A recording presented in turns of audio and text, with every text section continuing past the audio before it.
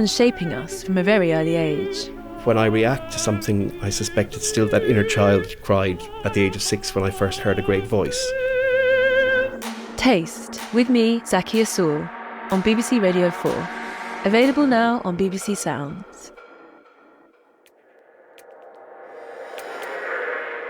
This is BBC Radio 4 Extra. One of the Cold War's greatest tales of espionage now, the real-life story of double agent Oleg Gordievsky, a man who betrayed the KGB, doing his best to undermine the Soviet regime in the process. Over a period of 10 years, he passed on countless secrets to Britain's MI6, becoming one of the agency's most important recruits. Tim McInerney reads from The Spy and the Traitor by Ben Macintyre.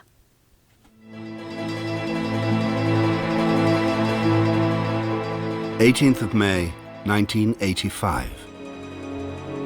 For the KGB's Counterintelligence Section, Directorate K, this was a routine bugging job. It took less than a minute to spring the locks on the front door of the flat on the 8th floor of 103 Leninsky Prospect, a Moscow tower block occupied by KGB officers and their families. While two men in gloves and overalls set about methodically searching the apartment, two technicians wired the place, swiftly and invisibly, implanting eavesdropping devices behind the wallpaper and skirting boards, inserting a live microphone into the telephone mouthpiece, and video cameras in the light fittings in the sitting room, bedroom, and kitchen. By the time they had finished, an hour later, there was barely a corner in the flat where the KGB did not have eyes and ears. Finally, they put on face masks and sprinkled radioactive dust on the clothes and shoes in the closet, sufficiently low in concentration to avoid poisoning, but enough to enable the KGB's Geiger counters to track the wearer's movements. Then they left and carefully locked the front door behind them. A few hours later, a senior Russian intelligence officer landed at Moscow airport on the Aeroflot flight from London. Colonel Oleg Antonievich Gordievsky of the KGB was at the pinnacle of his career. A prodigy of the Soviet intelligence service, he had diligently risen through the ranks, serving in Scandinavia, Moscow and Britain with hardly a blemish on his record. And now, at the age of 46, he had been promoted to chief of the KGB station in London, a plum posting, and invited to return to Moscow to be formally anointed by the head of the KGB. A stocky, athletic figure, Gordievsky strode confidently through the airport crowds. Inside him, though, a low terror bubbled. For Oleg Gordievsky, KGB veteran, faithful secret servant of the Soviet Union, was a British spy. Recruited a dozen years earlier by MI6, Britain's Foreign Intelligence Service, the agent codenamed Nocton had proven to be one of the most valuable spies in history.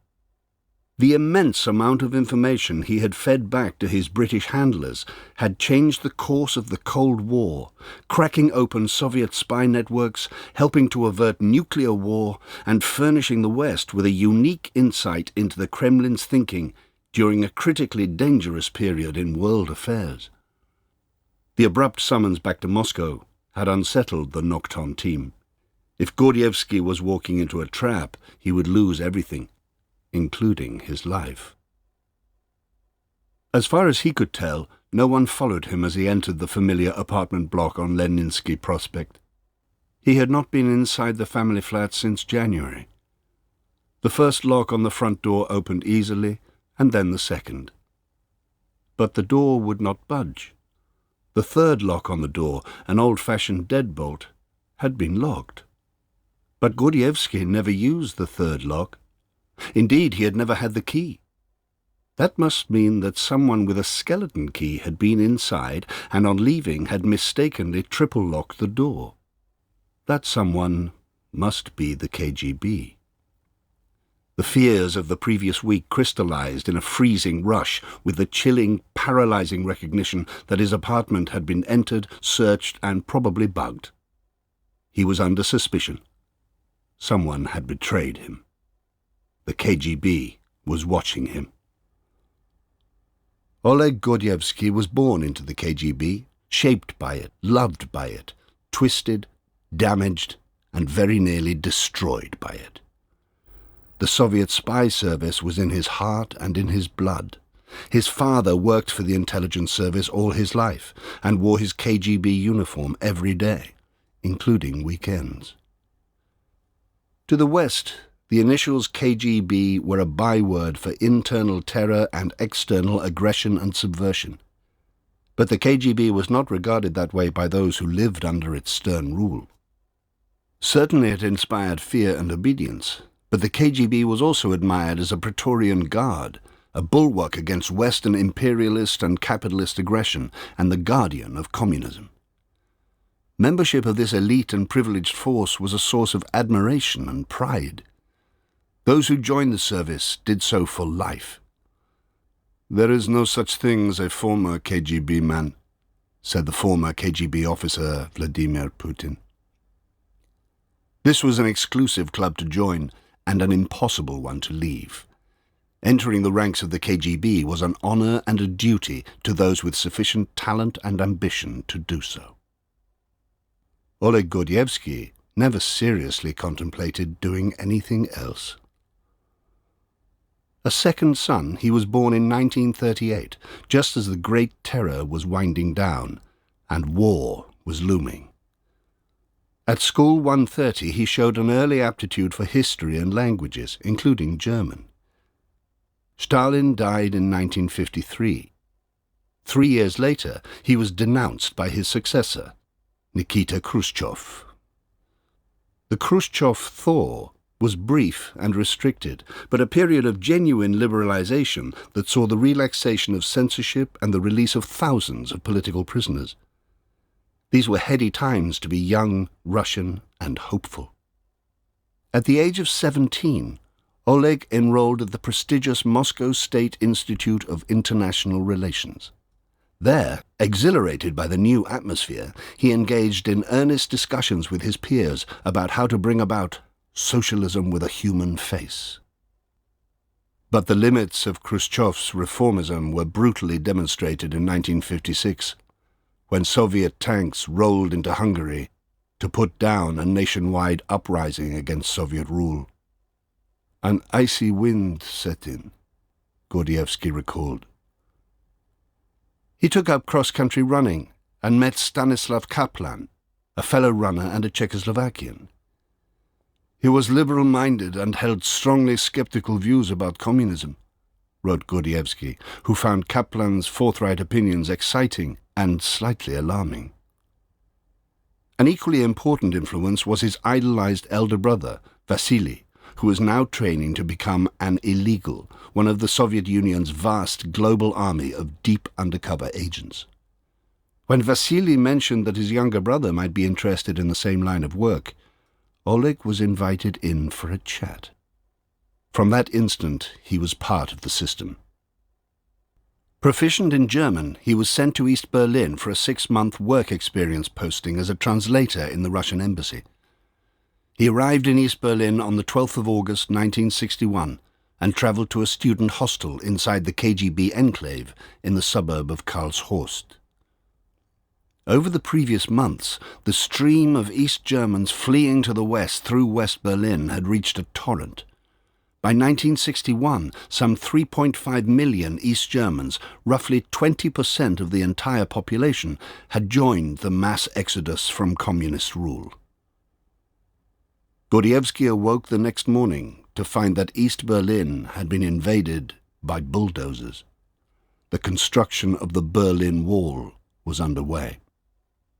Gordievsky watched in horrified awe as East German workers tore up the streets alongside the border to make them impassable to vehicles, and troops unrolled miles of barbed wire.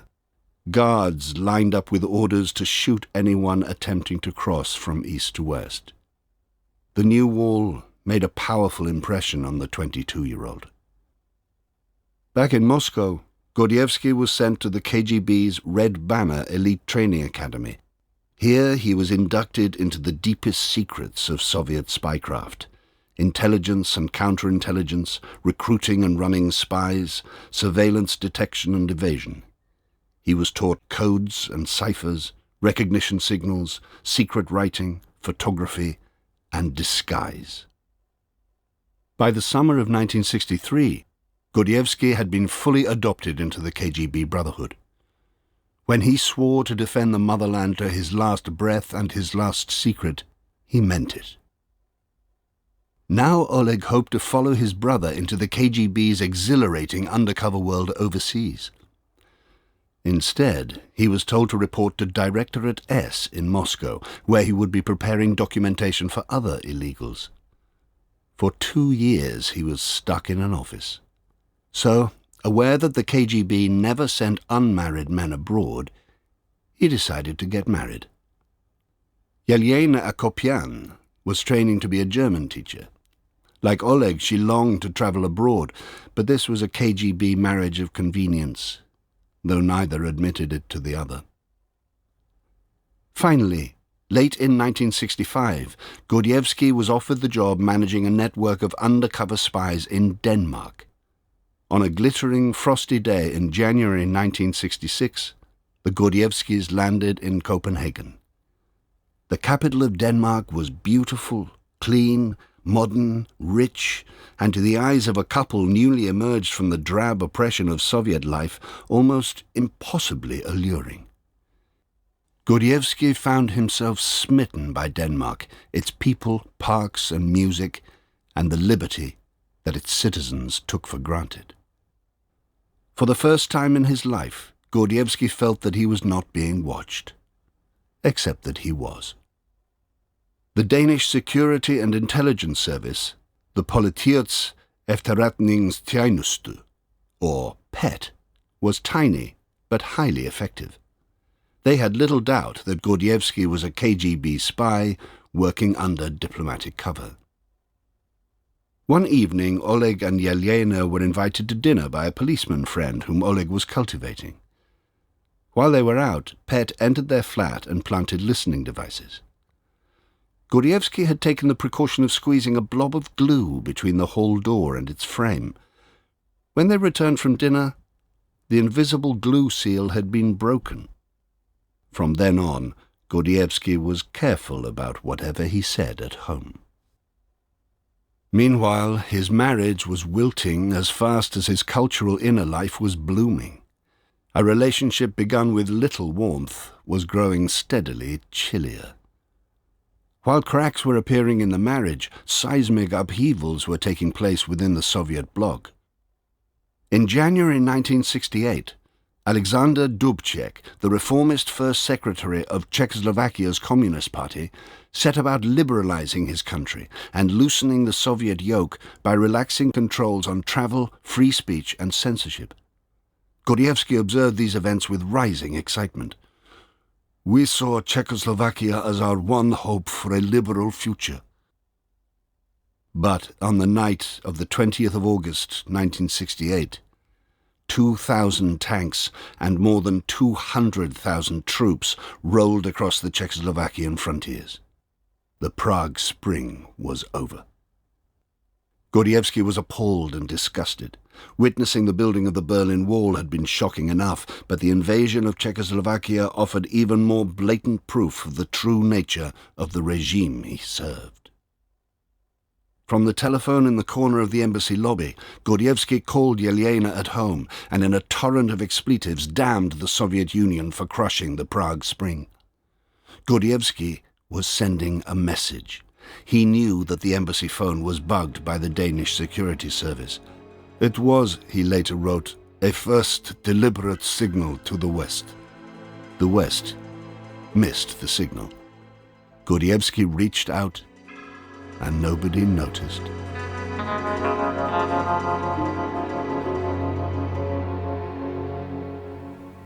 Tim McInerney was reading from The Spy and the Traitor by Ben Macintyre.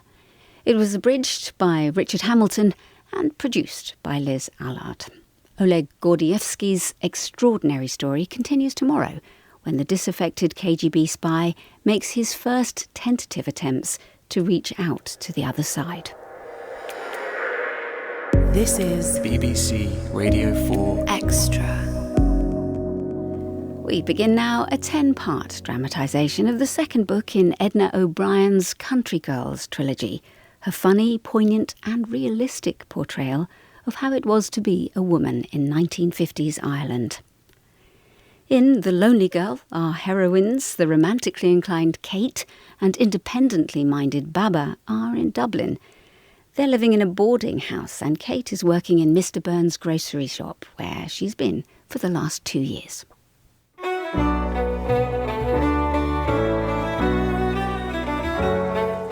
It was a wet afternoon in October, and because of the rain not many people came into the shop. So I had plenty of time to read my book, which was beautiful but sad. I had skipped half the words in my anxiety to know whether the man would leave the woman or not. What are you reading? Hello, Baba. Tender is the Night. Yes. Never heard of it? It's very famous. Well, it can't be that famous if I've never heard of it. Can you close the shop up early and get home and change? No. Well, you'll have to go out like that then. Where are we going? There's a wine tasting reception tonight at a big hotel. Are we invited? No, of course not. What the devil are you wearing on your feet? These are my new shoes. They're too long for you. They're a bit awkward. They're ridiculous. I have to walk sideways going upstairs. And they'll get ruined in the rain. I can wear my wellies till we get to the hotel. Is there anything to eat?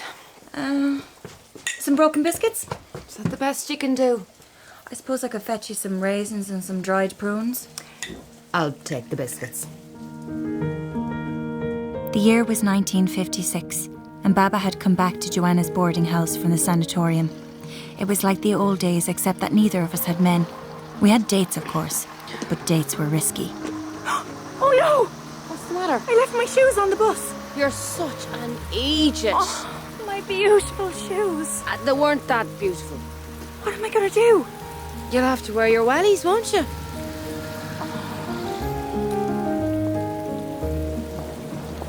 We're journalists. Where are you from? Near Limerick. I meant which publication. Oh, Woman's Night. Names? Barbara Brennan. And Kathleen Brady. Can I see your invites, please? Yes, just a moment. I've got them in my bag. Baba's hands trembled as she searched, and her cheeks looked flushed. The 2 spots of rouge on her cheekbones had been washed unevenly by the rain. I must have forgotten them. They were pink cards edged with gold. What magazine did you say you represent? Ladies' Night. She means Woman's Night. Oh, just go in. As we walked across the polished floor, my rubber boots squeaked loudly, and I imagined that everyone was staring.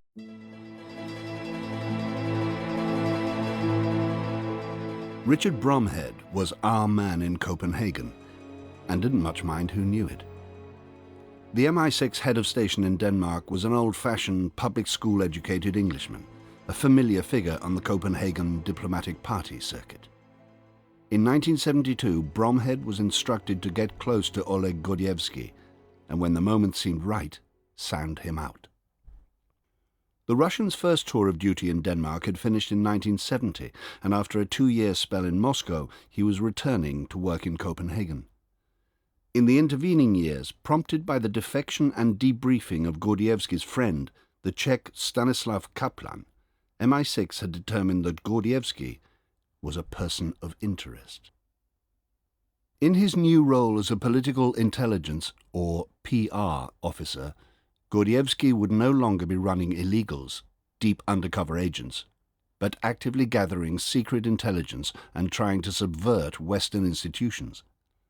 In practice, this meant seeking out, cultivating, recruiting, and then controlling spies, contacts, and informants. These might be Danish government officials, elected politicians, trades unionists, diplomats, businessmen, journalists, or anyone else with privileged access to information of interest to the Soviet Union. They might even, ideally, work in Danish intelligence.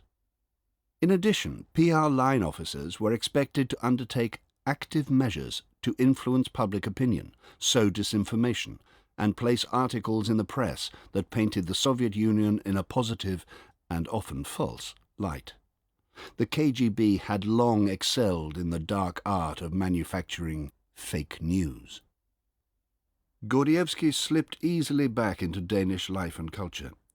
Professionally, he was gliding smoothly upwards through the KGB ranks.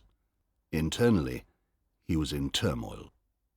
2 years in Moscow had exacerbated his alienation from the communist regime, and returning to Denmark had deepened his dismay at Soviet Philistinism, corruption and hypocrisy. He began to read more widely, collecting books that he would never have been permitted to own in Russia. The works of Solzhenitsyn, Vladimir Maximov and George Orwell, and Western histories that exposed the full horror of Stalinism. News filtered through of Stanislav Kaplan's defection to Canada. His friend had been tried in absentia by a Czechoslovakian military court for revealing state secrets and sentenced to 12 years in prison. Gordievsky was shocked, but also left wondering whether the West had registered his veiled cry of protest after the Prague Spring. If so, why was there no response? Back on the diplomatic party circuit, Gordievsky frequently spotted the same tall, affable Englishman. In Copenhagen Town Hall at the opening of an art exhibition, he fell into a halting conversation. Bromhead reported back to London that the target had been contacted. Recruiting a rival intelligence officer required a complicated pas de deux. Too obvious an approach would scare Gordievsky away, but too subtle a signal would be missed. London hatched an ambitious plan. On the evening of the 2nd of November 1973, Oleg and Yelena had just finished dinner, a joyless, almost silent occasion, when there was a loud knock on the door of the apartment. Gordievsky found Stanislav Kaplan, his Czechoslovakian friend, smiling on the doorstep. Gordievsky was stunned, and then suddenly very scared. "Bоже mой! My God, Standa! What the hell are you doing here?" He ushered Kaplan inside, knowing that in doing so the game was changing irrevocably. Kaplan was a defector. Kaplan explained that he was now working for a Canadian insurance company. He had come to Copenhagen to see a Danish girlfriend, found Oleg's name in the diplomatic list, and decided on a whim to look him up. Kaplan seemed unchanged, the same open face and jaunty manner. But a slight tremor in the hand on the whiskey glass betrayed him. Gordievsky knew he was lying. Kaplan had been sent by a Western intelligence service. This was a trial, and a very dangerous one. Was this the long-awaited response to the telephone call placed after the crushing of the Prague Spring? If so, who was Kaplan working for? The CIA? MI6? PET? After just a few minutes, Kaplan drained his glass and got to his feet. "Look, I'm disturbing you. Let's meet for lunch tomorrow, and we can have a proper talk." Closing the door, Gordievsky turned to Yelena and remarked how strange it was that Kaplan should appear unannounced. She said nothing. Gordievsky arrived deliberately late for lunch, having satisfied himself that he was not being followed. He had barely slept. Kaplan was waiting at a table in the window. They chatted about old times. Seated at a cafe table across the road, a well-built tourist was reading a guidebook. Mike Stokes, an MI6 officer, was keeping watch. Gordievsky knew he was being assessed. At the end of lunch, the two old friends shook hands, and Kaplan disappeared into the crowds of shoppers. Nothing definitive had been said. No declarations or promises had been made. But an invisible line had been crossed. Now MI6 needed to engineer a chance meeting. Danish surveillance had established that Oleg Gordievsky played badminton every morning with a young woman named Anna, a student member of the Danish Young Communists, at a suburban sports club. Bromhead staked out the place, and judging the moment when the game should be over, he entered the club through the unlocked front door. Gordievsky was between serves when the British spy came into view. He immediately recognized Bromhead, and his mind began whirling. MI6 was trying to recruit him. The game came to an end. Anna headed to the showers, and Gordievsky sauntered over, a towel round his neck, hand outstretched. The two intelligence officers assessed one another, and Bromhead asked, "Would you be able to talk to me, tête-à-tête? I would love to have a private conversation, some place where we would not be overheard." "I would like that," said Gordievsky. "It would be very interesting for me to have that sort of conversation with a member of your service. I think you're one of the few who would speak honestly to me." Another line crossed.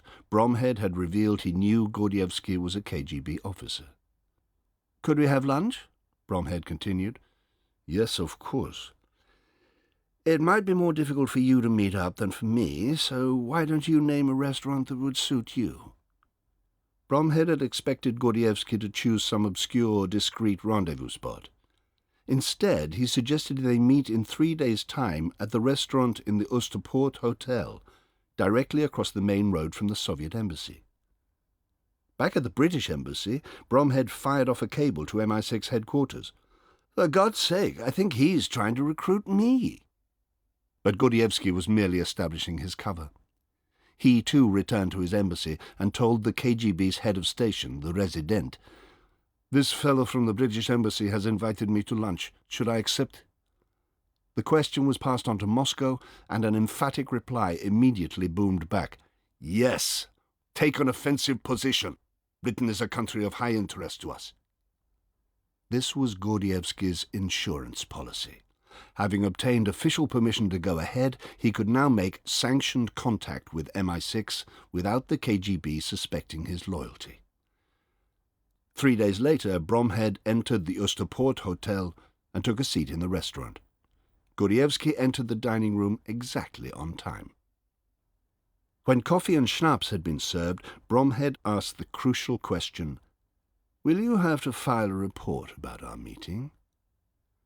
The reply was revealing.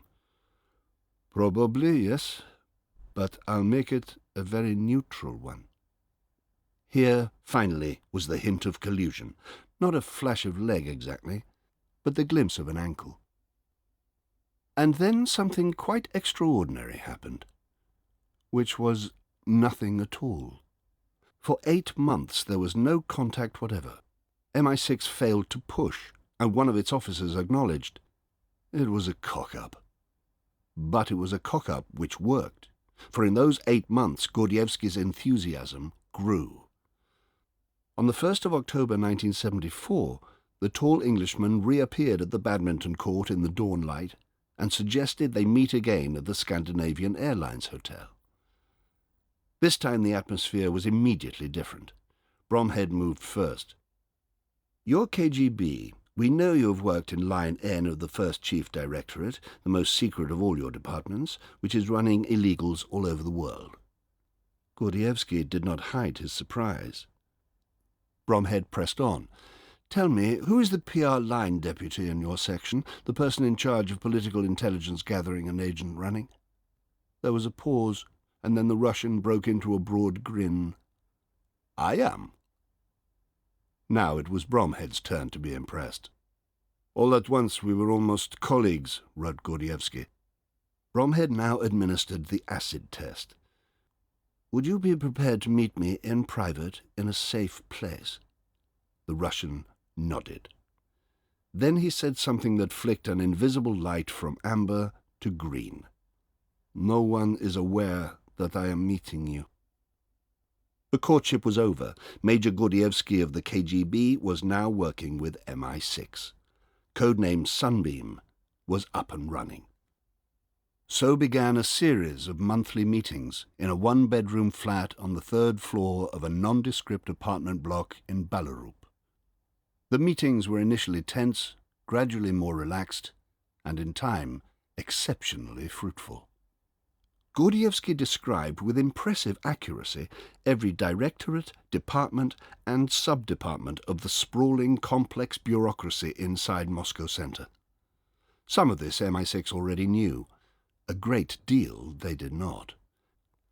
Later, Gordievsky began to describe in minute detail the activities of Directorate S, the illegals section, how Moscow planted its spies, disguised as ordinary civilians all over the world, including the immense and highly sophisticated operation to create false identities, forging documents, manipulating registration records, burying moles, and the complex methodology for contacting, controlling, and financing the army of Soviet illegals. As a trained intelligence officer, Gordievsky understood exactly what MI6 was looking for. "I was much easier in my mind," wrote Gordievsky. "My new role gave a point to my existence." That role, he believed, was nothing less than undermining the Soviet system in a Manichaean struggle between good and evil that would eventually bring democracy to Russia and allow Russians to live freely, read what they wanted, and listen to Bach. But all the time, he knew what the KGB did to traitors. Regardless of Danish or international law, he would be seized by the operatives of the Special Actions Department, drugged, bundled onto a stretcher, bound in bandages to conceal his identity, and flown to Moscow, where he would be interrogated, tortured, and then killed. The Russian euphemism for the summary death sentence was Vyshaya Mera, highest measure. The traitor was taken into a room, made to kneel, and then shot.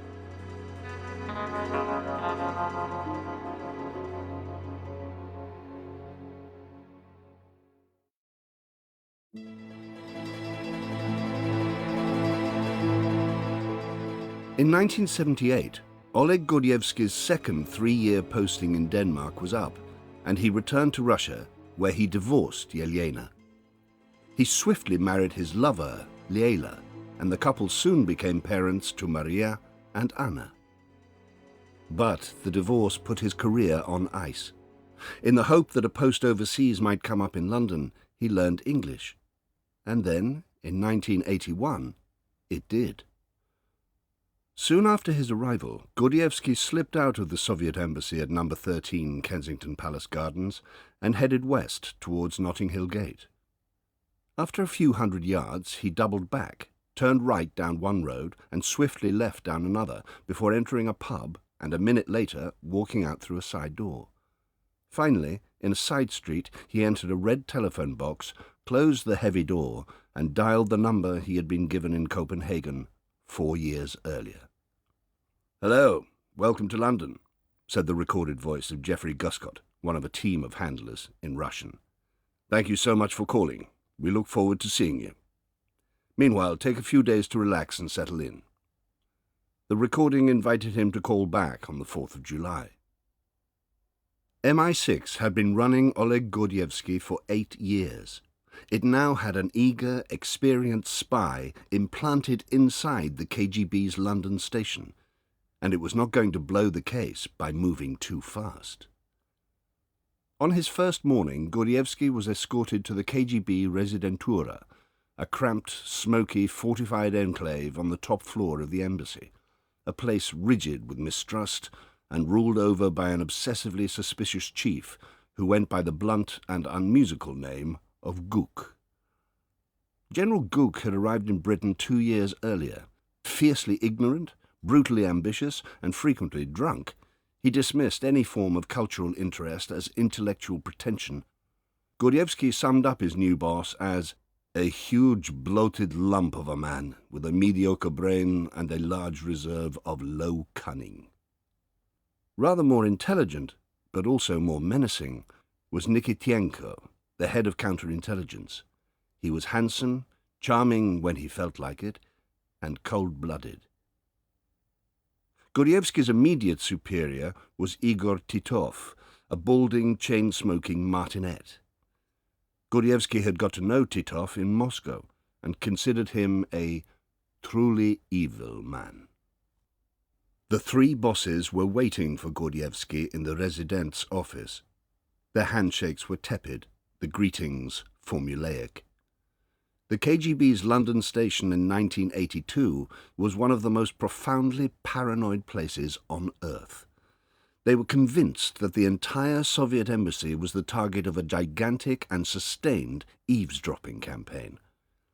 The British, it was said, had built a special tunnel under Kensington Palace Gardens in order to install bugging equipment beneath the embassy.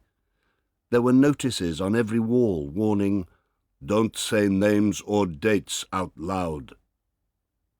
Gordievsky found himself working inside a miniature Stalinist state, sealed off from the rest of London, an enclosed world of roiling distrust, petty jealousies and backbiting.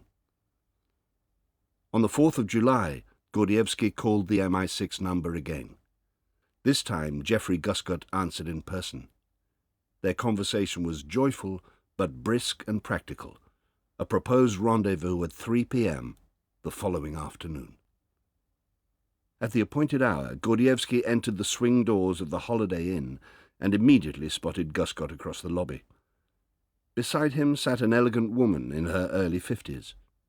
Veronica Price had worked on the case for 5 years. Guscott and Price rose to their feet and, without making eye contact, made their way down the corridor leading to the back of the hotel. As agreed, Gordievsky followed, out through the back door, to a car. They drove past Harrods, crossed Hyde Park, turned into the forecourt of a new block of flats in Bayswater, and into the underground car park. The one-bedroom flat on the 3rd floor of a modern block was screened from the street by a line of trees. It was sufficiently far from the Soviet embassy to make it unlikely that Gordievsky would be randomly spotted by other KGB officers, but near enough for him to drive there, park, meet his case officers, and return to Kensington Palace Gardens, all within 2 hours. Once in the flat, Guscott outlined the operational plan. If Oleg agreed, he would meet his MI6 case officers at lunchtime once a month in this flat. With the terms of engagement agreed, Gordievsky leaned forward and started to unload 4 years of accumulated secrets, a great tumbling screed of information gathered and committed to memory in Moscow, names, dates, places, plans, agents and illegals. After 3 months of debriefing, he had scoured his recollections for every detail. It was the single largest operational download in MI6 history, an astonishingly meticulous and comprehensive insight into the KGB, its past, present, and future plans. After 6 months in Britain, Gordievsky's double life settled into a pleasant routine. Leila was happy exploring her new home, entirely unaware of her husband's clandestine activities. His daughters seemed to become little British girls overnight, talking to their dolls in English. Every morning he would run in Holland Park, and every week or so on a different prearranged day he would tell colleagues he was meeting a contact for lunch, climb into his car, and drive to the safe house in Bayswater. But while Gordievsky's espionage for MI6 prospered mightily, his work for the KGB was running into the sand. Guk and Nikitienko were openly hostile. Titov was consistently unfriendly. Gordievsky's main problem was his failing job performance. Gordievsky was so busy gathering information for the British, there was insufficient time to devote to his day job. His KGB career needed a boost. MI6 decided to bring this about in 2 unprecedented ways, by doing the spy's homework for him and by disposing of those who stood in his way. Martin Shawford, a young MI6 officer, was assigned the task of making Gordievsky look good in the eyes of his peers and bosses. He began to pull together information that Gordievsky could pass off as his own and feed back to the KGB, enough to convince the centre that he was an expert in gathering political intelligence, but not so good that it might actually prove useful to the Soviets. Shawford combed open-source information, such as magazines and newspapers, for nuggets of information Gordievsky could have gleaned from contacts or other sources. Summaries of the situation in apartheid South Africa, the state of the Anglo-American relationship, or internal gossip from the Conservative Party. He would then type up a 3/4-page summary every week, which Gordievsky took back to the Residentura, translated into KGB language, added a few details of his own, and handed to the bosses. The original MI6 crib sheet he tore into shreds and washed down the toilet. Within the KGB Residentura, Gordievsky's stock rose rapidly. Even Guk seemed to be warming to him. Gordievsky was on the way up. But Titov was in the way, so MI6 removed him. In March 1983, Igor Titov was declared persona non grata and ordered to leave the UK immediately. With Titov eliminated, Gordievsky was the obvious candidate to succeed him as head of political intelligence. He was promoted. In the summer of 1984, the bright new star in the Politburo, Mikhail Gorbachev, accepted the Foreign Office's invitation to visit London the following December. Gordievsky would be responsible for briefing Moscow on what Gorbachev should expect, and, as a British agent, he would also be briefing MI6 on Russian preparations for the visit. Uniquely in intelligence history, a spy was in a position to shape, even choreograph, a meeting between two world leaders by spying for and reporting to both sides. The news that the Soviet leader-in-waiting was coming to London plunged the London KGB station into a ferment of preparations. Instructions from Moscow flooded in. The centre wanted chapter and verse on what Gorbachev should expect from his British hosts. The legacy of mistrust ran deep on both sides. Gorbachev was a dedicated party member, a creation of the Soviet system. Thatcher was a strident opponent of communism. History has framed Gorbachev as a liberal progressive, the future architect of glasnost, openness, and perestroika, restructuring, would transform the Soviet Union, setting in motion forces that would dismantle it. But little of that was visible in 1984. Thatcher and Gorbachev stood on opposite sides of a vast political and cultural gulf. A successful meeting was by no means guaranteed. Rapprochement would require some delicate diplomacy and surreptitious engineering. Every evening during the visit, Gorbachev demanded a detailed memorandum with a forecast of the line the next day's meeting would take. The KGB did not have that information, but MI6 did. Here was a perfect opportunity to ensure the two teams were on the same page while demonstrating Gordievsky's value to his Moscow bosses. MI6 obtained the Foreign Office briefing document drawn up for Geoffrey Howe, the Foreign Secretary, listing the points he would be raising with Gorbachev and his team. This was then handed over to Gordievsky, who dashed back to the KGB station, hurriedly typed it up into Russian, and handed it over to the reports officer to put into the daily memorandum. "Yes," said Nikitienko when he read it. "This is just what we need." Geoffrey Howe's Foreign Office briefing had become Mikhail Gorbachev's KGB briefing. In it went, verbatim. Gorbachev's visit to Britain was a resounding success. For all their ideological differences, Thatcher and Gorbachev appeared to be on the same wavelength. Of course, there were moments of strain. Thatcher accused the USSR of funding the miners' strike. Gorbachev denied it, shooting a sideways glance at his propaganda chief and adding, "As far as I know." That was a lie, and Thatcher knew it. Gorbachev had personally signed off on a plan to provide the strikers with $1.4 million. But, for all the verbal jousting, the two leaders got on well. The centre was pleased. Gorbachev, the KGB's preferred candidate for the leadership, had demonstrated statesmanlike qualities. Nikitienko received a special commendation for handling the trip so well. But much of the credit redounded to Gordievsky. And yet, amid the satisfaction of a job well done for both the KGB and MI6, a sharp little shard of anxiety lodged itself in Gordievsky's mind. In the midst of the Gorbachev visit, Nikitienko had summoned his deputy. On the desk before him he had laid out the memoranda sent to Gorbachev, complete with his jottings. The KGB's counterintelligence specialist fixed Gordievsky with an unwavering yellow gaze. Very good report about Jeffrey Howe, said Nikitienko, and then paused for a beat. It sounds like a Foreign Office document.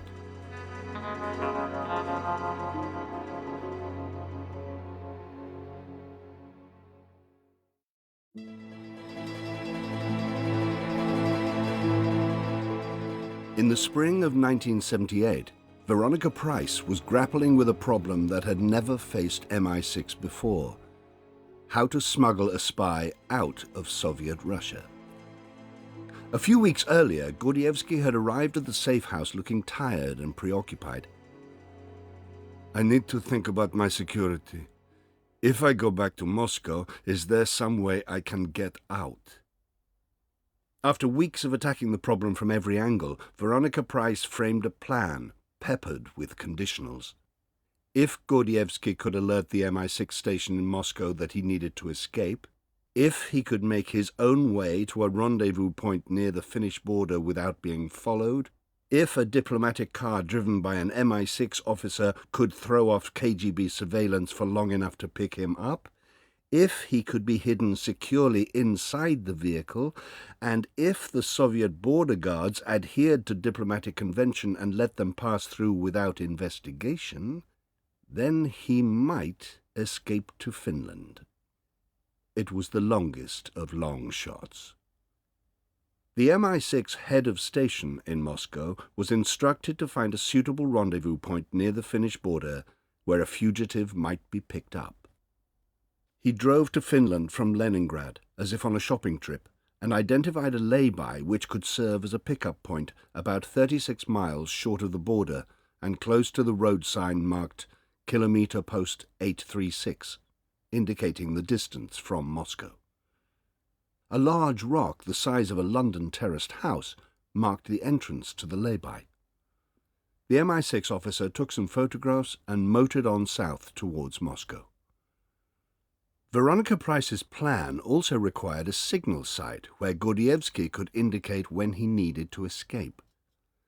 Many of the British diplomats in Moscow were housed on Kutuzovsky Prospect, in a complex opposite which was a bread shop much used by foreigners. The plan envisaged that at 7:30 p.m. every Tuesday, when Gordievsky was in Moscow, a member of the MI6 station would police the signal site. The exfiltration plan could be activated in only one way. Gordievsky must be standing by the bread shop at 7:30, holding a plastic bag from a Safeway supermarket. Safeway bags bore a large red S, an immediately recognizable logo that would stand out in the drab Moscow surroundings. When the MI6 officer spotted Gordievsky waiting by the bread shop with the all-important Safeway bag, he or she would acknowledge the escape signal by walking past him, carrying a green bag from Harrods, and eating a chocolate bar, either a Kit Kat or a Mars bar. The chocolate eater would make brief eye contact, but not stop walking. The escape signal having been flown, the second stage of the plan would swing into operation. 3 days later, on the Friday afternoon, Gordievsky should catch the overnight train to Leningrad. Then another train and a bus to the lay-by, where he would hide in the undergrowth and wait. Meanwhile, 2 MI6 officers driving a diplomatic car would have set off from Moscow, arrived via Leningrad at the lay-by as if intending to have a picnic.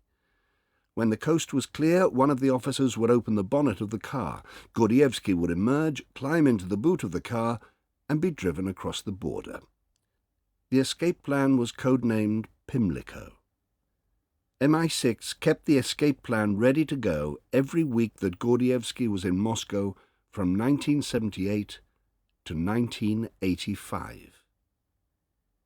It was in 1985, following the successful visit of Gorbachev to the UK, that Oleg Gordievsky was promoted to become London Resident, the most senior KGB officer in London. MI6 could scarcely believe their luck. But Just 12 days before Gordievsky was to take over, word reached the Soviets that there was a top-level mole inside the KGB working for British intelligence. They were on to Gordievsky. On Thursday, the 16th of May 1985, an urgent telegram from Moscow landed on the desk of the resident. As he read it, Oleg Gordievsky felt a cold prickle of apprehension. In order to confirm your appointment, please come to Moscow urgently in 2 days' time for important discussions. The summons came from the summit of the KGB. Arriving at his Moscow flat 3 days later, Gordievsky checked the locks. The third lock, the flat bolt he never used and had no key for, had been turned. This is it, he thought. At a time of the KGB's choosing, he would be arrested, interrogated, and then killed. But as his horrified thoughts raced and skidded, Gordievsky's training began to kick in. If K Directorate had uncovered the full extent of his espionage, he would never have reached his own front door. He would have been arrested at the airport. Clearly, the investigators did not yet have sufficient evidence to nail him. He entered the flat with the help of a locksmith. From now on, he must assume that his every word was being heard, his every move watched, his every telephone call recorded. But he must behave as if nothing was out of the ordinary. The next morning he was summoned to the office of Viktor Grushko, deputy head of the First Chief Directorate. Usually so affable, the Ukrainian seemed tense and relentlessly inquisitive about recent operations in London. Gordievsky returned to his office and waited for the summons from the KGB boss that would indicate he was safe, or the tap on his shoulder from the counterintelligence section that would mean the end. Neither came. He went home to spend another night of fearful imagining. By Monday morning, the 27th of May, Gordievsky was ragged from sleeplessness and strain. He had been seated at his desk only a few minutes when the phone rang. Grushko came on the line. There are 2 people who want to discuss high-level agent penetration in Britain with you. Apprehension rising, Gordievsky was driven with Grushko to a bungalow inside a high-walled compound where he met 2 unsmiling men. A servant poured brandy. The men drained their glasses, and Gordievsky followed suit. Then, with shocking suddenness, Gordievsky felt his reality lurch into a hallucinatory dream world in which he seemed to be observing himself, only half-conscious, from far away, through a refracting, warping lens. Gordievsky's brandy had been spiked with some sort of truth serum, probably a psychotropic drug manufactured by the KGB known as SP-117, a chemical cocktail designed to erode the inhibitions and loosen the tongue. The 2 men were General Golyubov, in charge of internal counterintelligence, and Colonel Budanov, the KGB's top investigator. They began to ask questions, and Gordievsky found himself answering them, only dimly aware of what he was saying. We know you are a British agent. We have irrefutable evidence of your guilt. Confess. Признайся. No, I've nothing to confess. Slumped and soaked in sweat, Oleg felt himself slip in and out of consciousness. He awoke in a clean bed, with morning sunlight streaming through the window, dressed only in vest and underpants. His mouth was dust-dry, and his head ached with a savage intensity. But he was still alive. Head throbbing, he climbed into his suit, hung neatly by the door. He was tying his shoes when the 2 interrogators reappeared. You've been very rude to us, Comrade Gordievsky. You accused us of reviving the spirit of 1937, the Great Terror. Gordievsky was stunned. He realized that they had not got what they wanted. If I have been rude, I apologize. I don't remember. There was an awkward silence. A car is coming to take you home. An hour later, Gordievsky found himself outside the apartment on Leninsky Prospect. As the after effects of the drugs ebbed, the nausea was replaced by a steadily rising panic. In London, the MI6 team was by now deeply alarmed. An urgent cable was dispatched to the Moscow station with instructions to be on high alert for the activation of Operation Pimlico. Just 5 people in Moscow knew of the escape plan. Head of station Viscount Roy Ascot and his wife Caroline, his deputy Arthur G. and his wife Rachel, and the MI6 secretary Violet Chapman. Every week one of the officers headed off to the Central Market to look out for a man with a Safeway bag. The rota was deliberately irregular. "The KGB was absolutely all over us," Ascot recalled. The flats of the diplomats were bugged, as were their cars and telephones.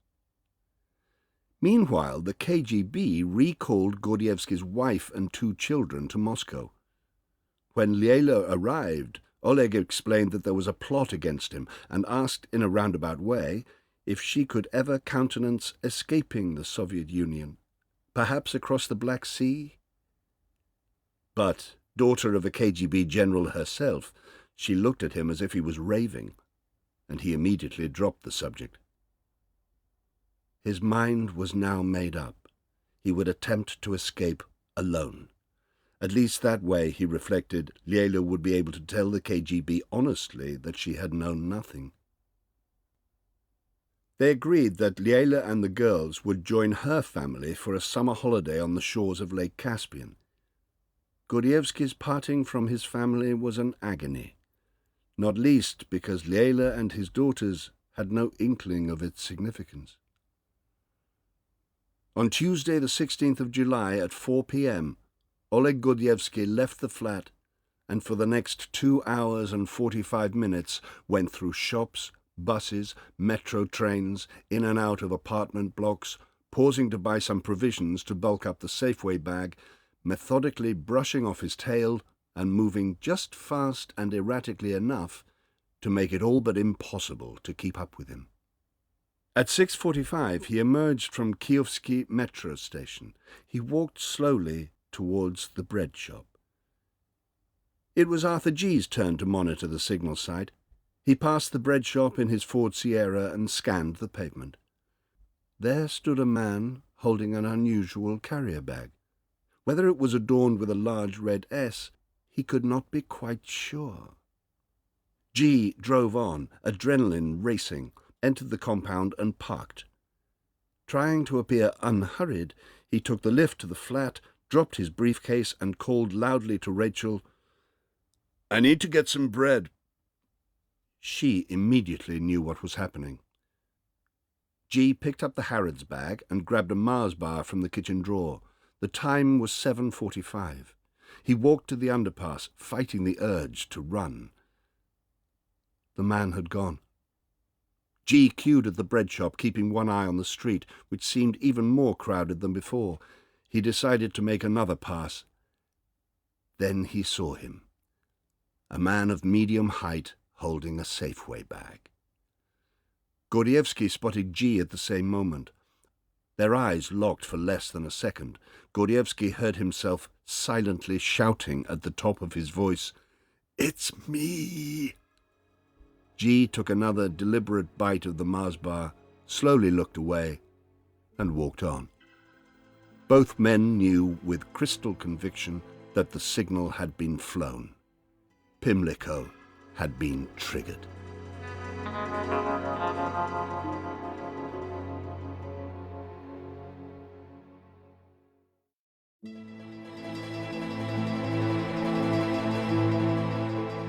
Friday, the 19th of July, 11 a.m., Leninsky Prospect, Moscow. Gordievsky spent the morning cleaning the flat from top to bottom. In a very short time, the KGB would tear it apart, but some odd pride made him determined that his home should look shipshape when they arrived to destroy it. He left no note of self-justification, no explanation for having betrayed the Soviet Union. If they caught him, the KGB would extract all that, and this time with nothing so gentle as a truth drug. Then Gordievsky prepared to throw off the KGB surveillance for a final time. At 4 p.m. he dressed in a thin green sweater, faded green corduroy trousers and old brown shoes. Once outside, he ran through the full surveillance evasion menu, methodically and meticulously, jumping on a metro train as the door closed, ducking into a shop by one entrance and then out of the back. By the time he reached Leningrad station, as far as he could tell, no one was following him. He found his bunk on the overnight train to Leningrad, took 2 sedative pills, and fell into a deep sleep. 11:15 p.m., British Embassy, Moscow. A 2-car convoy pulled into the wide avenue and headed north. Rachel and Arthur G. took the lead, while Roy and Caroline Ascot and their baby Florence followed in the Saab. The MI6 exfiltration team were to travel overnight to Leningrad and then on to Finland, ostensibly to see a doctor for Rachel's back. The real reason was to stop at kilometre post 836 to pick up the man they knew as Pimlico, who was, even now, they all hoped, in a train rumbling towards Leningrad. A single KGB surveillance car escorted them to Sokol on the city outskirts, and then peeled off. Inside the cars, the atmosphere was otherworldly and tense. Since the vehicles were assumed to be bugged, there could be no let-up in the play-acting. Rachel complained of her painful back. Ascot grumbled about having to drive hundreds of miles with a small baby. No one mentioned the escape. Saturday, 20th of July, 5 a.m., Leningrad. Gordievsky was among the first passengers to alight when the train pulled in and made his way to Finland station. The first train towards the border left at 7:05. He climbed aboard and pretended to fall asleep. 7:30 a.m., Leningrad.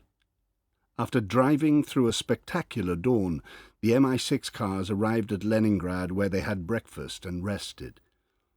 As they left later that morning, a blue Lada Zhiguli with 2 male passengers and a tall radio aerial tucked in behind them. "This was a depressing sight," wrote Ascot, "but worse was to follow."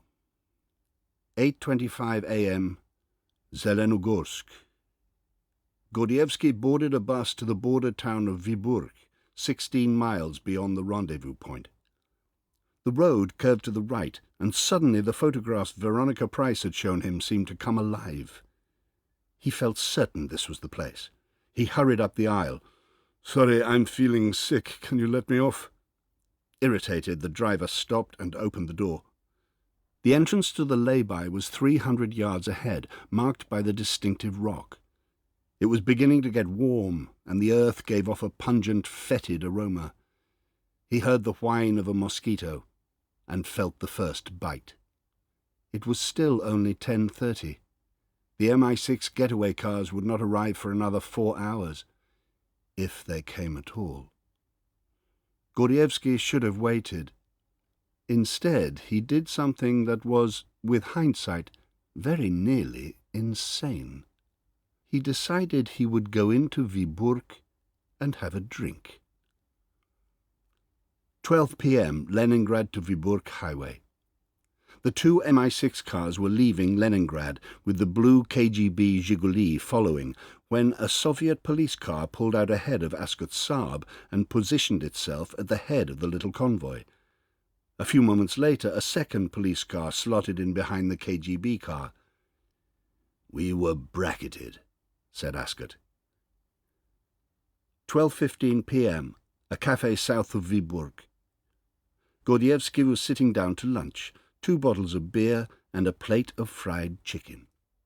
The first beer slipped down, and Gordievsky began to feel a delicious drowsiness as the adrenaline subsided. He began to feel not safe exactly, but oddly calm, and suddenly exhausted. He came to with a jolt. Had he been asleep? Suddenly it was 1 p.m. Trying to appear unhurried, he picked up the second bottle of beer, left money on the table, and walked out. But where had the time gone? He began to run. He could feel his heart pumping from fright and exertion as he got into his stride. A hitchhiker might be unremarkable, but a man sprinting along an empty road would surely excite curiosity. Could he possibly cover the 16 miles back to the lay-by in an hour and 20 minutes? Almost certainly not. But he ran anyway, as fast as he could. Gordievsky ran for his life.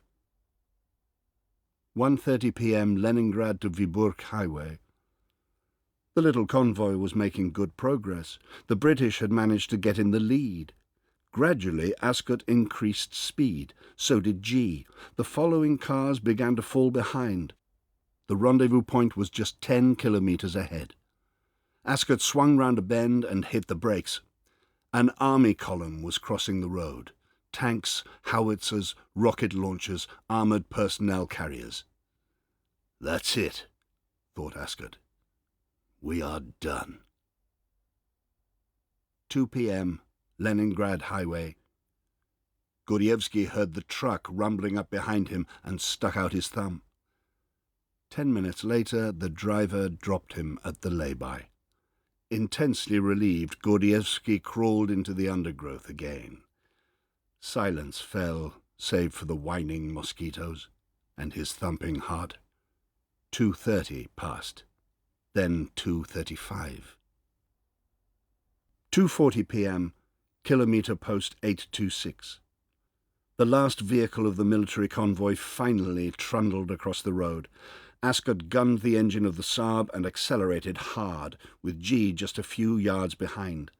They were 100 yards ahead before the KGB car had started its engine. Ascot put his foot to the floor. The MI6 officers had driven the route before, and both knew that the turning was just a few miles ahead. In moments they were back up to 140 kilometres per hour, and the escort cars were 500 yards behind, the gap steadily increasing.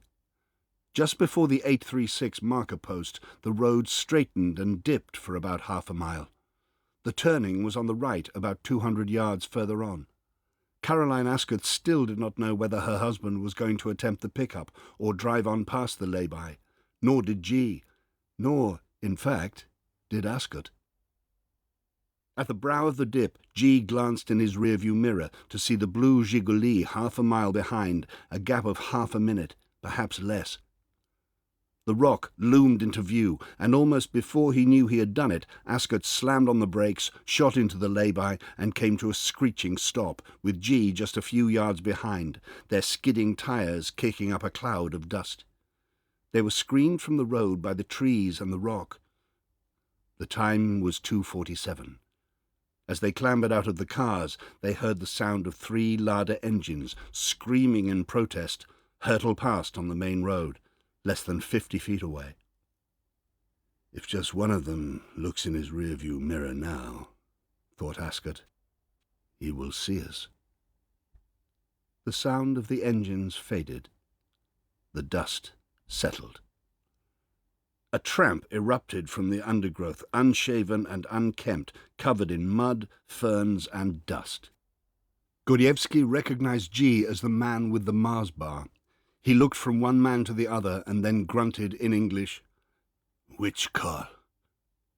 Ascot pointed. Gordievsky climbed into the boot of the Sierra and lay down. G gently closed the car boot, and Gordievsky disappeared into darkness. With Ascot in the lead, the 2 cars rejoined the main road and accelerated. The entire pickup had taken 80 seconds. At kilometre post 852, the next observation post loomed into view, and with it a memorable tableau. The Gigoli and the 2 police cars were parked up, doors open. The KGB man in plain clothes was in earnest conversation with 5 militiamen. They all turned swiftly and stared open-mouthed as the 2 British cars drove by, their faces registering a mixture of confusion and relief.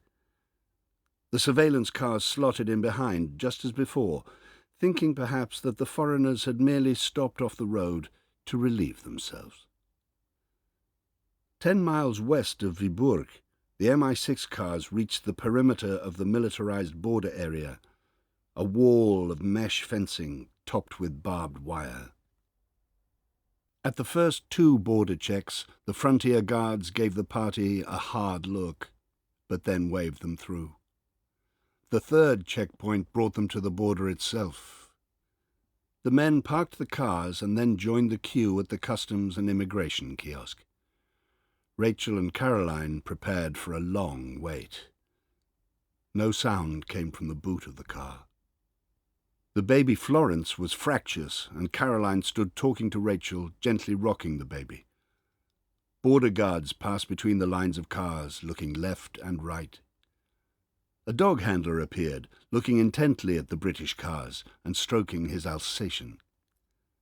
The dog began circling the boot, and Caroline Ascot reached for a weapon that had never been deployed before in the Cold War, or any other. She placed Florence on the car boot directly over the hidden spy and began changing her nappy, which the baby, with immaculate timing, had just filled. She then dropped the soiled and smelly diaper next to the inquisitive Alsatian. The dog duly slunk off, offended. The men returned with the completed paperwork. The barrier was raised. Inside the boot, Gordievsky heard the fizz of tyres on warm asphalt and felt a judder as the Ford picked up speed. Suddenly, classical music was blasting out of the tape deck at top volume. Arthur and Rachel G. still could not tell their passenger in words that he was free, but they could do so in sound, with the haunting opening chords of a symphonic poem written by Sibelius in celebration of his native land. They were playing Finlandia. 3 months after his exfiltration, a gathering was held to which representatives of all the intelligence services were invited to examine the Gordievsky Hall and its implications for arms control, East-West relations, and future intelligence planning. The reports were piled high on a conference table, like a huge buffet, over which the assembled spies and spy masters browsed and gorged for 2 solid days. Oleg Gordievsky still lives under an assumed name in a detached house on a nondescript suburban street in England. A KGB execution order is still in force, and his home is under 24-hour surveillance.